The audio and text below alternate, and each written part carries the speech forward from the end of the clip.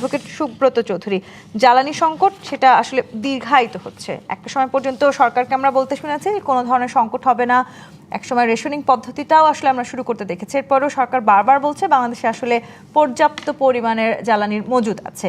তো এখন আসলে যেই অবস্থায় আমরা আছি, 80% আসলে আমদানি করা হয় প্রয়োজনীয় তেলের হরমুজ প্রণালী দিলে, যেটি আসলে এটি ইরান প্রায় পুরোপুরি অবরুদ্ধ। সেক্ষেত্রে বাংলাদেশে নিঃসন্দেহে একটা বড় প্রভাব পড়তে যাচ্ছে, তেলের সংকট আমরা দেখব, সেটিও প্রায় এখন নিশ্চিত হয়তো এই মাসের পর আগামী মাস থেকেই সেই যে সংকট সেটি তীব্রতর হবে। সেটি আসলে সামাল দেওয়ার মতো সক্ষমতা এই মুহূর্তে কি আমাদের আছে? ধন্যবাদ। আজকে 25শে মার্চ আমাদের কালো রাত্রি আমরা পালন করি 55 বছর ধরে। 1971 সনের এই দিনে পাকিস্তানি বর্বর বাহিনী তারা যেভাবে আক্রমণ করেছে ঢাকা বিশ্ববিদ্যালয় এবং তখনকার ইপিআর এবং রাজারবাগ পুলিশ লাইনে গণহত্যা শুরু হয়েছে, তখন সেটা প্রায় 9 মাস চলেছে। তো আজকের শুরুতে আমি সেই সব শহীদদের প্রতি গভীর শ্রদ্ধা জানাই। আগামীকাল আমাদের মহান স্বাধীনতা দিবস, আমরা সেই দিবস পালন করারও সার্বিক প্রস্তুতি আমাদের হয়েছে এবং বর্তমান সরকার এই বিষয়গুলোকে খুবই গুরুত্ব সহকারে পালন করার, পুরা জাতিকে উদ্বুদ্ধ করার একটা প্রচেষ্টা গ্রহণ করেছে। এই জন্য ধন্যবাদ জানাই নতুন বর্তমান সরকারকে।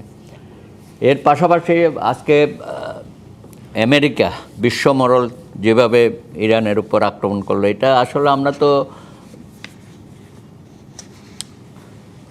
আমেরিকাতে গিয়ে তো ইরান আক্রমণ করছে না, বা অন্য কোনো শক্তিও গিয়ে আমেরিকাতে তো এইভাবে বোমা বা রকেট হামলা করছে না। হামলাগুলো তো সব হচ্ছে এইখানে না, মধ্যপ্রাচ্যের এইসব। তো সেখানে আমরা জানি যে এখানে কতগুলো মিথ্যাচার করে আমেরিকা বিভিন্ন রাষ্ট্রের উপর নানানভাবে বল প্রয়োগের চেষ্টা করে। কদিন আগে ভেনেজুয়েলা সম্পর্ক আমরা জানি, সেখানেও এই জ্বালানির বিষয়টা সামনে নিয়ে আসছিল, এবং মাদক আরেকটা মিথ্যাচার আর কি এইসব। তা এখন এই যুদ্ধটা কদিন চলবে? প্রায় 3 সপ্তাহ পার হয়ে গেল। তার মধ্যে প্রেসিডেন্ট ট্রাম্পের যে বক্তব্য কালকে যেটা আমরা দেখলাম, এগুলো তো উনি আসলে কি করতে চাচ্ছে পুরা বিশ্বটাকে নিয়ে, এবং ইরানকে টার্গেট করে ইসরায়েলকে ব্যবহার করা, পুরা আঞ্চলিকভাবে তো পরিস্থিতি উত্তপ্ত, সারা বিশ্বে একটা মহাসংকটের দিকে এগিয়ে নিয়ে গেছে। তাতে তো বাংলাদেশও বাদ যাবার কথা না। আমাদের এই যে আপনি বলছেন যে 3 সপ্তাহ বেশি আসলে এই যুদ্ধটা চলছে, তার মানে আসলে তেলের যে একটা সংকট হবে, জ্বালানি সংকটে যে পুরো বিশ্ব পড়তে যাচ্ছে, না না, ওদের টার্গেটেই তো হচ্ছে এগুলো। আগেই আসলে বুঝবার কথা ছিল। সেই জায়গাটি থেকে আসলে যে ব্যবস্থাগুলো গ্রহণ করার কথা ছিল, বাংলাদেশ সরকার যদিও একেবারেই নতুন সরকার, মাত্র 1 মাস আসলে ট্রাম্পের এই পাগলামি কোন পর্যায়ে যেতে পারে সেটা বোধহয় আমাদের একটু বুঝের অভাব ছিল।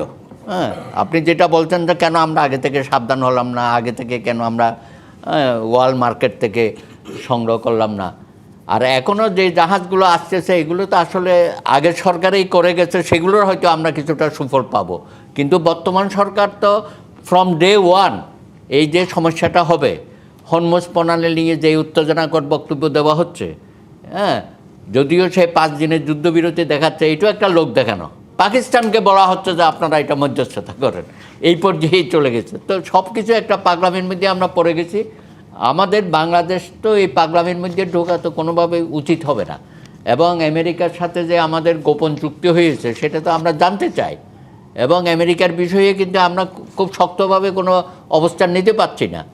আপনি এই যে হত্যাকাণ্ডগুলো হলো, শীর্ষ নেতাদের হত্যাকাণ্ড, এখানে বাংলাদেশ তো সেই জোরালো ভাষায় তো কোনো বক্তব্য দেয় নাই। একটু প্রেস নোট যেটা দিয়েছে অত্যন্ত সাদামাটা। হ্যাঁ, এটা আমি কেন অনেকেই এটা গ্রহণ করতে পারে নাই। এটা আরও শক্তভাবে এখানে বক্তব্যগুলো দেওয়া উচিত ছিল। এবং আমেরিকা যে এককভাবে সারা বিশ্বকে কাঁপাচ্ছে বা নাচাচ্ছে, আননেসেসারি। এটা জনগণের মধ্যে যে সংকটগুলো সৃষ্টি হচ্ছে, এগুলো তো হওয়ার কথা না, এগুলো কৃত্রিম সংকট তৈরি হয়ে যাবে। আবার এই সংকটটা আমরা দেখতে পাচ্ছি আসলে যত দিন যাচ্ছে সংকটটাও বাড়ছে।